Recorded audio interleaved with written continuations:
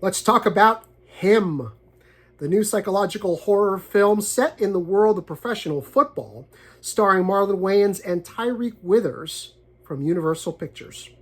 As always, this review will be spoiler-free, but if you prefer to see the film in its entirety before hearing any commentary about the film, please feel free to close this video out.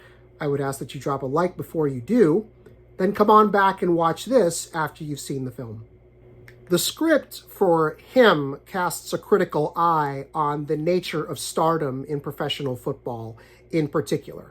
It questions everything from the way that young people are groomed to be football players or stars, sometimes by family, sometimes by coaches, sometimes by figures that are in orbit of the family, all the way up to how fans treat and regard their idol star players, and in particular star quarterbacks, how organizations and teams treat them, and how those individuals who are at the center of all that attention come to regard themselves, both at the start of their career and towards the end.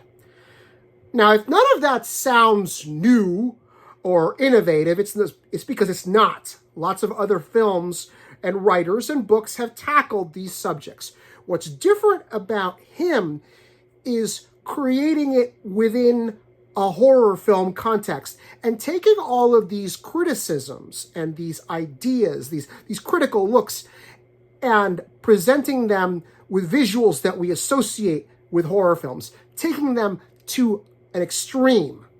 The problem I have is that for all of the value that having discussions about the nature of stardom in professional football and professional sports in general, all of the value of the ideas and the logical progression, logical extension of those ideas that this movie starts to do, begins with, they all get lost by the time the movie is done. By the time we get to the end, all of that has completely disappeared and been replaced by a visual orgy of blood and gore and violence that really has very little to do with the game, except the fact that if you're considering a contact sport an aspect of barbarism, okay, well, the barbarism that you see at the end of the film, at the film's climax, okay, maybe you can draw a parallel there,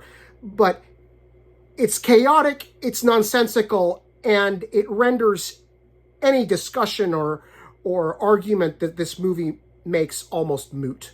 Now, I will say this. Within that vessel, and taking everything that I've said about the movie right now, Marlon Wayans, at the center of this film, delivers the performance of a lifetime.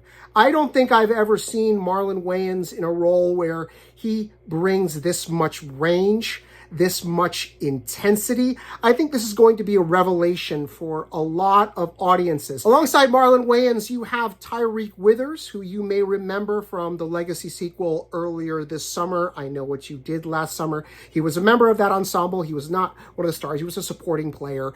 He holds his own in his scenes, but believe me when I tell you, this movie belongs to Marlon Wayans. Visually, this thing is all over the place, okay? It is, again, it's in your face. There's a lot of things that are here for shock value. There's a lot of gore.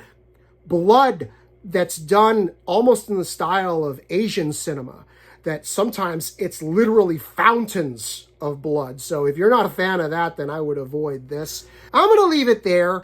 Him is rated R for violence, for gore, for language, for sexual situations. It's a whole truckload of stuff you need to be aware of if you're bringing younger audiences. It is in theaters on September 19th. You can find more Film Buff Unplugged reviews and videos on Substack. Just head to fbunplugged.substack.com and subscribe for free. That way you won't miss a single post. We also have a channel on YouTube. Head to youtube.com/@FilmBuffUnplugged, all one word. Please give us a like on Facebook, and if you're on TikTok, you can find my review videos and more by searching for @FelixAlbuerne Jr., all one word. Thanks for watching.